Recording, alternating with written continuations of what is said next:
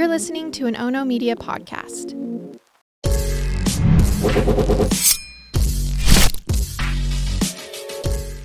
Good morning, and thanks for joining me for Rise in Crime, your morning caffeine hit, all about crime. I'm Mama Jules, and we have a case suggestion from Lexi on Instagram, who wanted me to cover the Neziah Harris case. And when I started researching this one, I became so angry that those in Neziah's life didn't protect her more, didn't love her enough to even know where the 13-year-old Detroit girl was even at or who she was with. And 2 weeks ago, on January 9th, we crossed over the 1-year anniversary of Neziah disappearing. On that same day, exactly 1 year from what prosecutors believe was a violent and bloody death, Judge Aaliyah Sabri with Detroit's 36th District Court called the man that she believes raped, impregnated, and murdered the 13-year-old a monster. That man, 42-year-old Jarvis Butts, now will stand trial on murder and sexual assault charges. What was a 42-year-old man doing with a 13-year-old girl? Well, he has a family connection. See, Jarvis is the father to 5 children with Neziah's aunt, Shannon. And Neziah and those 5 kids, they hung out together like cousins do. Neziah was not living with her mother, which I am presuming is Shannon's sister.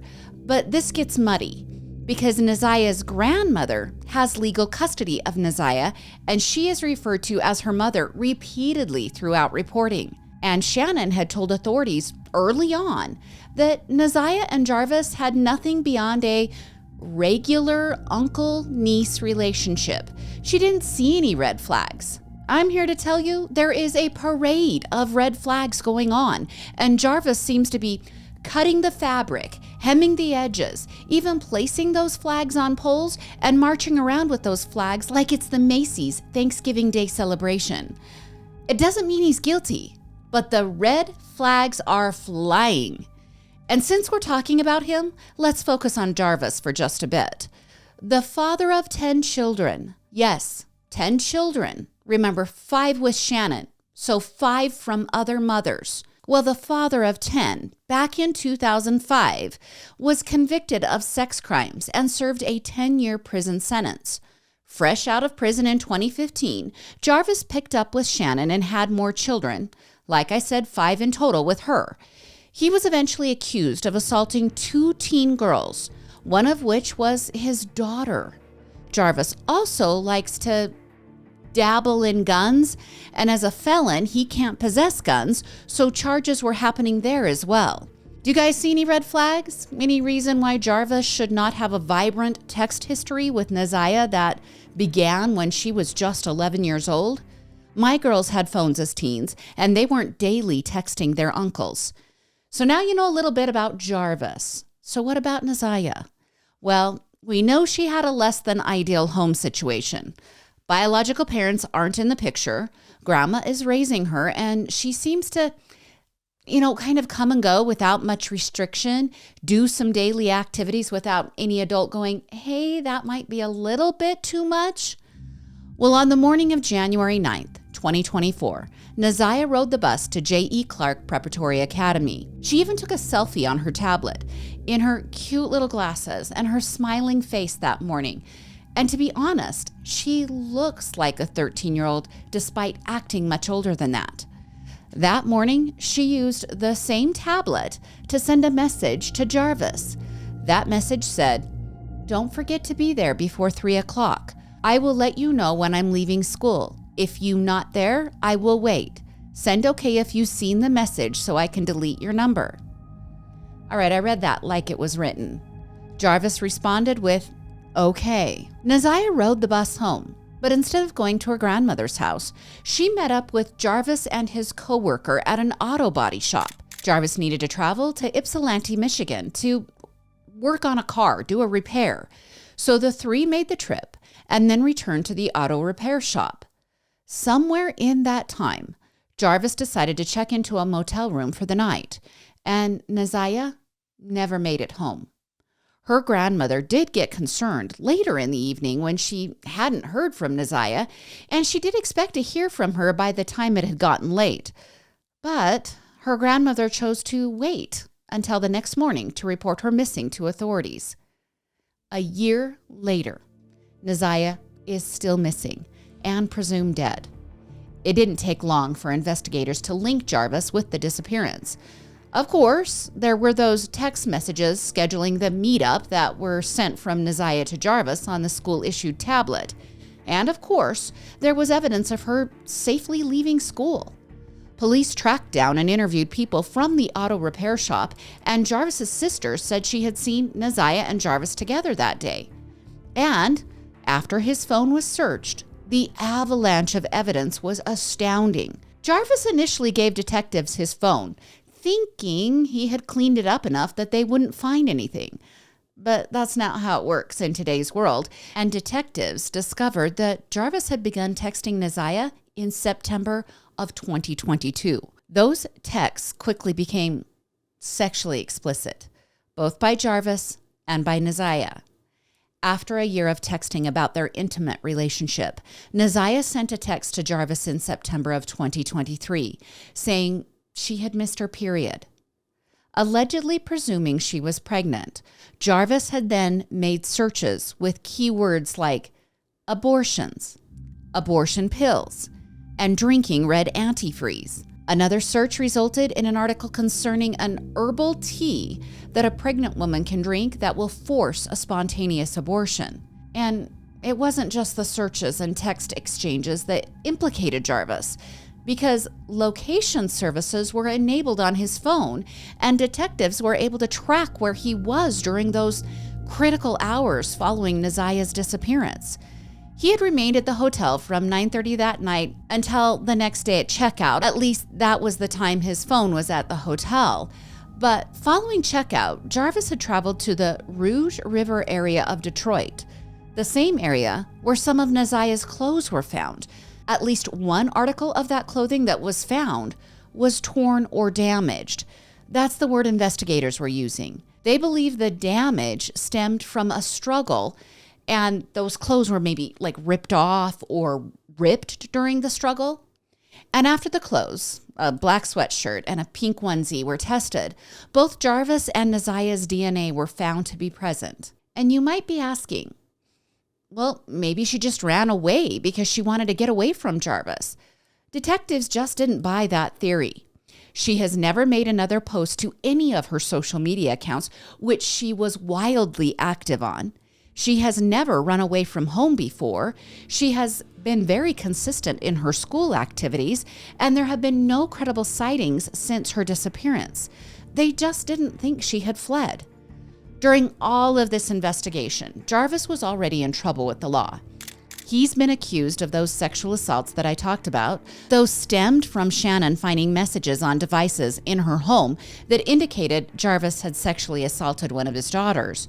See, Shannon, who said there were no red flags, decided to start looking around after the disappearance, and she allegedly found those messages between her daughter and Jarvis. And Jarvis was also tied up in weapons charges. By September of 2024, police detained Jarvis on the sexual assault charges. While he was in custody, they charged him with the murder of Neziah, which is tricky because they haven't found her body. That was 4 months ago. And finally, 2 weeks ago, a judge heard 4 days of disturbing testimony about the lack of care for Neziah and also the alleged disgusting behavior of Jarvis. This was all part of a preliminary examination to determine if Jarvis should go to trial for the murder and sexual assault of Neziah. Now, during the hearing, one of Neziah's cousins testified. You guys, I figured out she was 9 years old. Well, that cousin testified that she was in the room with another cousin and Jarvis and Neziah, and they watched Jarvis coerce Neziah into having sex with him in front of those cousins. And she testified that it wasn't just one occasion, but multiple times that she witnessed the behavior. She then testified that Jarvis had tried to force her into having sex, but she said no, because she had seen firsthand how damaging the assaults were to Neziah. Evidence was also shown during the hearing that explained cell phone tower data showing Jarvis en route to Ypsilanti and then back, and then also near the auto repair shop before heading to the motel. And let's talk about that motel. 2 witnesses testified that this was Jarvis's magic spot, the place where he took women when he wanted to engage in sexual activity. Prosecutors, through their questioning of experts, lined out their case that they believed that Jarvis intended to abort what they believed to be his baby with Neziah. But then they explained that either Neziah was not complicit in the potential abortion, or he lost his temper trying to convince her, or he intended to just murder her because he couldn't force the abortion. Whatever spurred the aggression on that day, they believe there was aggression and that Neziah was murdered. They back this up with a text that Jarvis sent where he referred to the, quote, legal issue he would have if Neziah had been left alive. See, he was preparing for his legal issue with the guns, and that means he couldn't be imprisoned with her still being pregnant or alive, because once imprisoned, he would not be able to, do anything about the baby or the, quote, relationship. I don't like calling it a relationship because she's just 13. Well, it's important to note the timing here. The morning after Neziah disappeared, Jarvis was supposed to be in court on those gun charges. He blew that court date off. So if he had gone to court and then been imprisoned, how could he have controlled what happened with Neziah? All right, back to the hearing. Testimony about Neziah's glasses was also given. Now, we know she took that selfie in the glasses the morning of her disappearance, and we know they went to Ypsilanti to fix a car, but they had to get there somehow, and according to testimony, they borrowed Latricia Johnson's car to make the trip. Latricia testified that she found a pair of eyeglasses in the back seat of the car when the car was returned by Jarvis. During her testimony, Latricia was shown a photo of Neziah from the morning of the disappearance, and she testified that the glasses in her car matched the glasses worn by Neziah.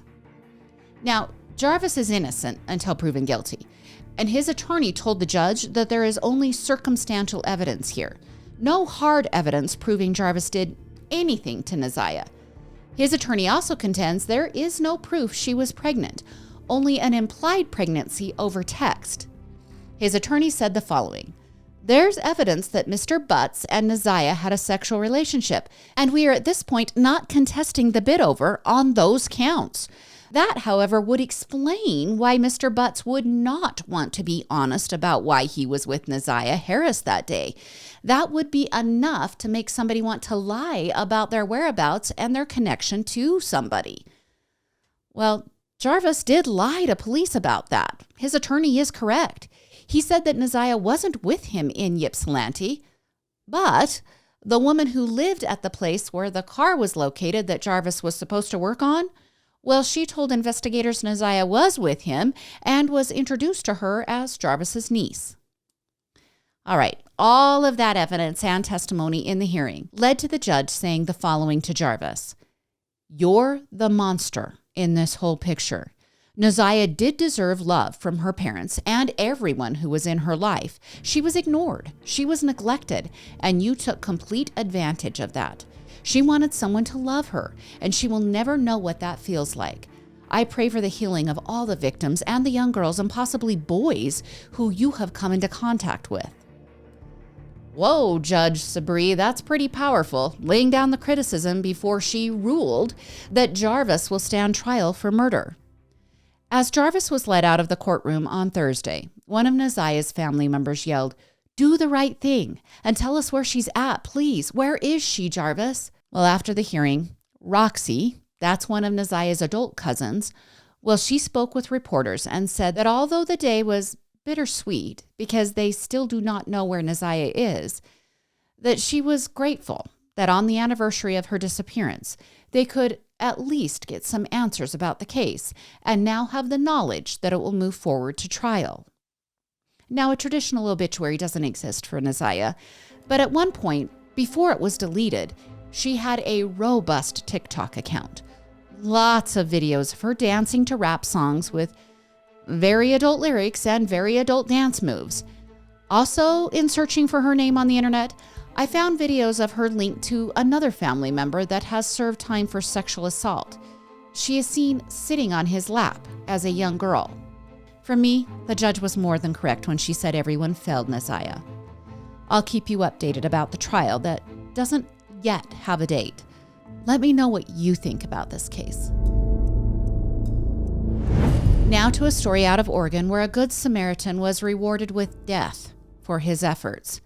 On January 13th, 47-year-old Jonathan Trent was shopping at a Fred Meyer grocery store in Northeast Portland. Fred Meyer's like Kroger if you live in another part of the United States that doesn't have a Fred Meyer. As he was exiting the store, he came upon an active assault in the parking lot. Police believe he was witnessing two teen boys mugging a woman. Just then, gunfire erupted, and when police arrived, they found Jonathan gravely injured, lying on the pavement. Hours later, he died from his gunshot wounds. The woman told police that Jonathan had intervened, trying to stop the purse snatching, and that she believed one of the boys pulled a gun and shot Jonathan. Using surveillance footage, authorities believe they have tracked down two teens, a 16-year-old and a 15-year-old, whose names are yet to be released due to their ages. Police are saying that the 16-year-old was already facing charges for 4 different robberies earlier this month. Why is he on the streets? Again, the sentencing structures and the way that police are kind of forced into handling these things because of DAs and the laws and everything. I'm asking a question that currently can't be answered. But let's get back to the case. Police have also connected a friend to the two, and he is also facing robbery charges for a New Year's Day theft. So this is kind of a thing these kids are accused of doing together. Both boys are being held in juvenile jail on charges of murder. Jonathan is being remembered as an active member of the swimming community in Portland. His only child, a son named Justin, is also part of the community. A GoFundMe has been set up for Jonathan and has raised over $31,000. The page pays tribute to John and explains that Justin and his mother, May, will have a difficult road ahead navigating the challenge of everyday life without John. I'm concerned that a culture of fear is being sown in today's world. Like, the correct thing to do is to help, but that leaves the Good Samaritan in danger of death or injury, but also in danger of criminal charges for too aggressively intervening. It's hard to know exactly what to do when faced with a potentially criminal situation. Let me know what you think. And now to an update to a story I brought you on the Rise in Crime episode that dropped on November 25th. In that episode, we learned that 23-year-old William Bush and 24-year-old Dylan Thomas were roommates and best friends. The two had met at the age of 13 at the Christ College, I don't know which way it's pronounced, in Wales, England. And a private education at that college would cost you around $40,000 a year. Remember, they're 13. The two were different. William was an outgoing young man who dated and went to parties, and Dylan was more of an introvert. And Dylan comes from wealth. His grandfather, Sir Stanley Thomas, made a fortune with his South Wales company called Peter's Pies. That company had been passed on to Dylan's father and presumably would someday be passed on to William. That fortune is estimated to be worth about $286 million if you track it in US dollars. Well, on the night before Christmas Eve of 2023, Dylan was out with family dining in Miskin. Later in the evening, he didn't return to his shared apartment with William. Instead, he went to his grandmother's home. That's when he began Snapchatting William in the early morning hours. In between Snapchats, Dylan was searching the internet for bizarre terms like veins, arteries, anatomy of the human body, and assisted suicide. Finally, the Snapchats ended for the evening or early morning, but they resumed the next morning at about 11 a.m. During those Snapchats, Dylan had asked his grandmother to drive him to the apartment to check on William's dog. See, Grandma thinks William isn't there, but that the dog needs let out to go potty. Well, once they arrived, Dylan said he would just run inside for a brief bit. As she waited, Dylan unleashed a brutal attack on his best friend, stabbing him 37 times in the neck, chest, head, and back before slicing his throat. People on the street outside described hearing screams of horror coming from inside the house. Weirdly, Dylan then called for an ambulance to get help for his own injuries that he had sustained while attacking William. He then went outside, bloodied, and shocked his grandmother by banging on her car window. Dylan was arrested at the scene and William died from the brutal attack, but only after he stumbled outside and collapsed on the patio of a nearby shopping center. Dylan had told officers that he killed William in self-defense. Well, here's the update to the case. On Friday, Dylan was sentenced to life in prison for the murder of his best friend. In the previous episode, I had told you that Dylan was being housed in a mental facility and that he also said he had killed his friend, but that he would only plead to manslaughter, not murder.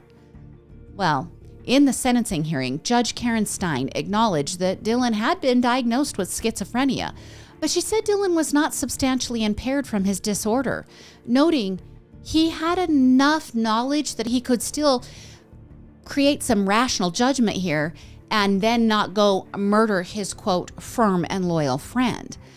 William's sister, Katrin, said her brother's life had been taken in the most barbaric and cruel way, and that his murder has left a massive hole in their family that can never be filled.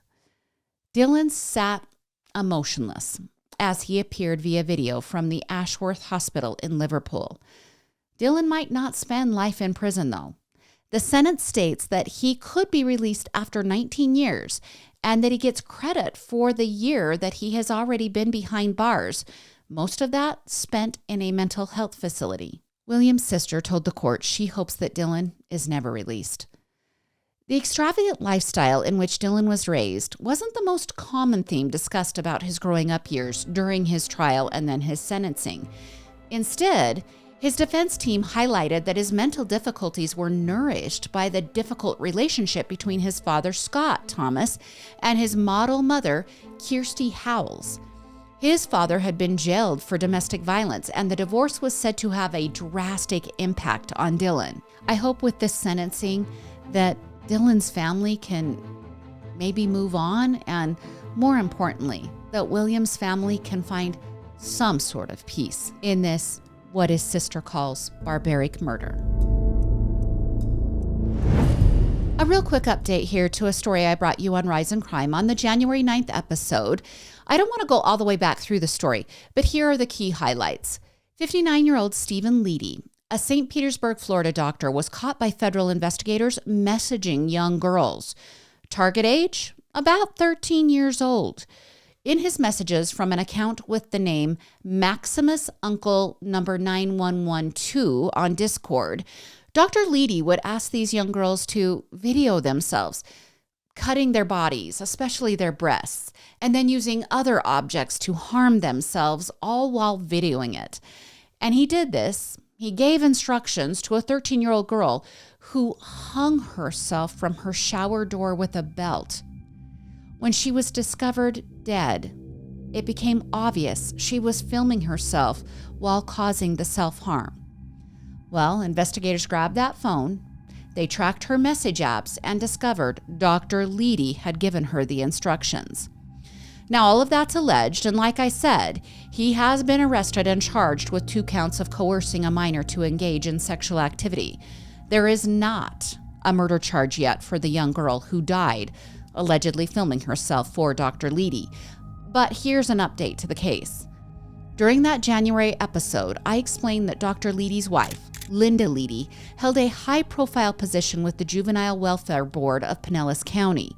She had served in that position for over a decade, and among her job duties was facilitating programs that protect juveniles. It was worth reporting because her husband's behavior is in direct conflict with her job duties. Well, the very day I brought you the episode, Linda discreetly resigned from her position at the Juvenile Welfare Board. In her letter to the board that was only reported on a couple of days ago, she wrote with a, quote, heavy heart the following statement. I understand that the extraordinary circumstances surrounding my personal situation have made my continued employment untenable. I have thoroughly enjoyed working for you and this excellent organization in meeting the needs of Pinellas County's children and families. All right, you guys, I'm not sure how I feel about this, and I'm wondering how you feel. I clearly believe an investigation into her behaviors should have been conducted, but could she have been put on administrative leave during that time and not just left her position? And I want to note something here. Just because her resignation letter implies it was her decision to leave her position doesn't mean it was her decision to leave her position. She might have been kind of forced out of it, and maybe this was the only politically correct option, was to say she was choosing to leave. Or maybe she really did leave. I don't know. And also, maybe she's sticking with her hubby, and by agreeing to have her behaviors examined, maybe more evidence would have been discovered incriminating her husband. Kind of like a rock and hard place situation. I'm pretty torn here. Let me know what you think. The bottom line is, Linda doesn't have a job, and she has a husband facing federal charges. And now to comments from Thursday's episode. On YouTube, GM Jupe, I hope I'm saying that right, she thinks that Tex from Georgia purposely shot his wife while riding in the back seat of the Ford Explorer. Remember, that's the story he gave, that he had the gun resting on his lap and it was an accident. Well, she believes it was on purpose. She said it's always either about money or love or both. And Sinner89 totally agrees. It was all about the money. Well, that's your Monday episode of Rise in Crime. Thanks for joining me here on Rise in Crime. And a reminder, a quick merchandise note. If you've been waiting for the new merch drop from Murder with My Husband, it's now available. In fact, I haven't checked the last couple of days, but I think some of it might be sold out. Get to Instagram and look quickly. The profile for Murder with My Husband, it has a link there. And you can go see that super cute merch that's been dropped. Also, a reminder, send me your case suggestions. Just like today, I used that case that Lexi wanted me to check into. That actually hadn't been on my radar. So I'm super glad she sent that in so I could bring that story to you guys. This truly is just a shared experience between us. I want to talk about crime, and I want to talk about the cases that are spiking your interests. Please leave a 5-star review or a positive comment if you're so inclined. And you can like and follow us on all of our social media accounts and our YouTube accounts here at Ono Media. That's Murder with My Husband, Into the Dark, and of course, Rise in Crime. Join me again on Thursday for more morning crime news. I'm Mama Jules, and keep safe out there.